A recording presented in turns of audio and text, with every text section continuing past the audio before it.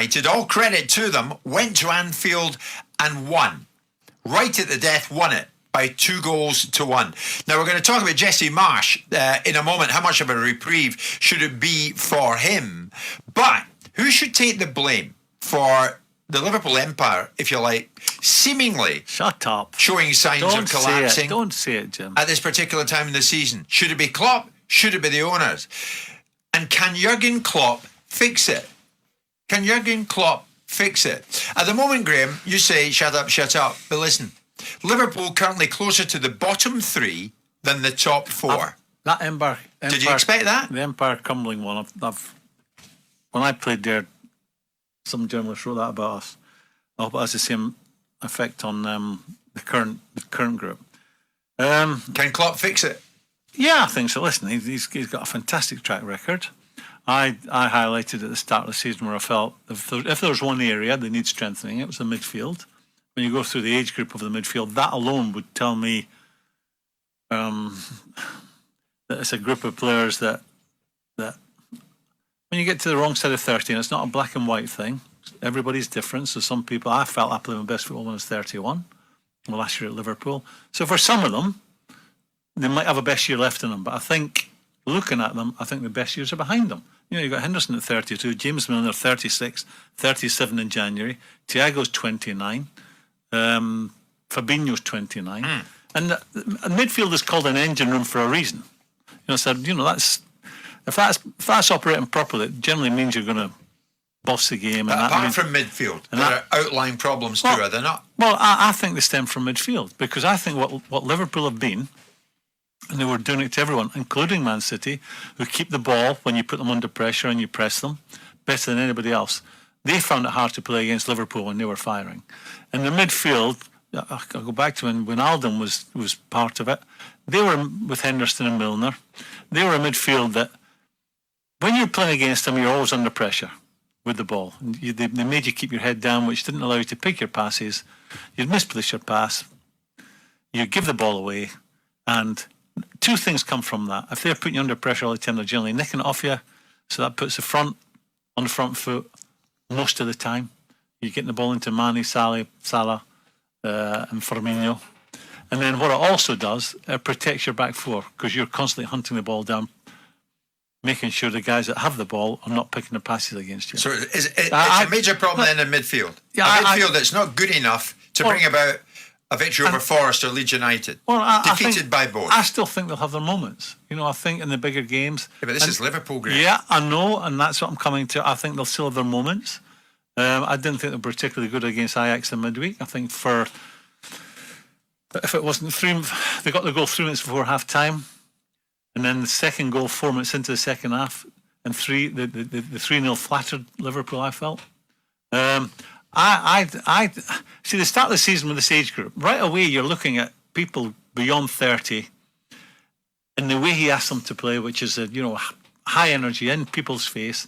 You're thinking muscle injuries, the wrong side of 30. That's the first thing that comes into your head.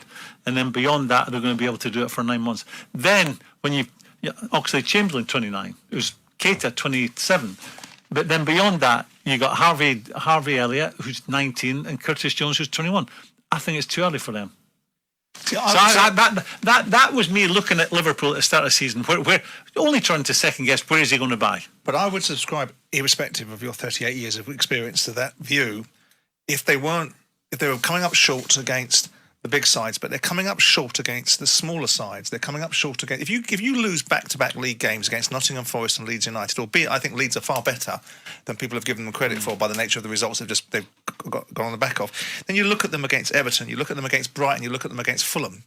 All of these games, you would expect Liverpool. I know the Everton game will take care of itself because it's a Merseyside derby.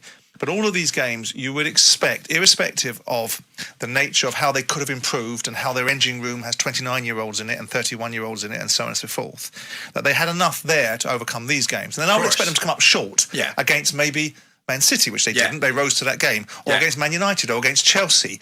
But they're coming up short against sides that you would expect them to do more against. They have issues, Simon.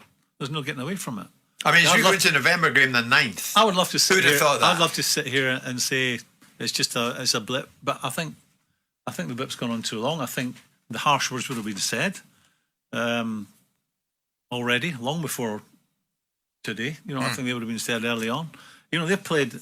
It's a stat, and I'm not big on stats, but there's a stat where they've played 12 games, and 8 of those games have ran less than the team they were playing against. And the stat from the Leeds game was they ran 11 kilometres less than the Leeds. Now, you can dress stats up any way you want. I'm not a big fan of stats. That's for the anoraks and amateurs in the game. So what does that stat tell you? It tells you they're not they're not putting a hard shift in. But I think they're putting a hard shift, manager, but they're not covering the ground like they used to. Can Klopp fix it? Yeah, you have to In believe the short him. term? He's an experienced manager, but I don't see how you can. They're Tell nowhere me, near Klopp- where they expect it to be, Graham. One question at a time. You can't. I think there's still big games in these players. I think if you're asking them to do it every single week now, I think that may be beyond them. He's an experienced manager who won't panic. These players don't become bad players overnight, but I would say the energy levels are down. And the stats, this stat, when you're talking about they've ran less than opposition in 8 games out of 12. If you've got the ball more, like they had 69% of the ball on Saturday, and they're 22 shots, does that say a team that's not? But in the 5 games that I've given you, would reasonably expect Liverpool to take 100%, even with this group of players, even with this failure to address the issues that you're pointing to, and you're probably absolutely right. If they'd have taken 10 points out of these 5 games rather than 2, right, Liverpool would be on 26 points. They would be 3rd in the table, and this conversation probably wouldn't be happening in the way that it's happening. And you have to look, and the narrative will be built up that he wasn't supported enough in the transfer window. You have to look at this group of players and the manager and say, this is about you as much as it is about what you didn't get given. Because in these 5 games that I've just cited, it's not a reasonable expectation to say, well, Liverpool play Brighton, Fulham, Everton, Forest and Leeds, and they get 2 points. They were lucky against Brighton. And they were lucky against Brighton. So, you have to believe. And next for them's Tottenham away. Yeah, well, that's. I mean, Graham, I'll put you right in the spot here. Who's got the better chance of top 4, Liverpool or Manchester United? Right now, Man United are playing with their tails up. But let me also say that Liverpool are a team that have been fabulous for the last 5-6 years. I'm going to say fabulous. They have been truly fabulous. Could easily have won more than what they actually have won. And you don't become a bad player overnight. That's a very old cliche. But at the same time, they've got to re-energise somehow. Can I just throw something out? All of a sudden, Trent Alexander getting lots of stick. Looks like he may not go to the World Cup. The easiest job in football is to defend. That is by far the easiest, and the easiest position in a football pitch is a fullback. Now, he wasn't a great defender 5 years ago, but he's a better defender. He should have been a better defender. He should be a better defender today than he was 5 years ago. Every year he should be learning a little bit of something.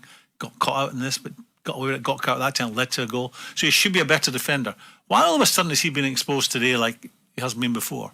And I come back to it. I think your crux is in midfield, who normally hunt the ball down and make bad passes because they put the ball under pressure all the time. He's not faultless, Trent. Well, look at that. That's a highlight. We're highlighting him. We'll look at that. It stems from the midfield. The thing is this, though. Can Klopp fix it? Liverpool fans no doubt want their say on that, especially with your former captain sitting beside us. 03717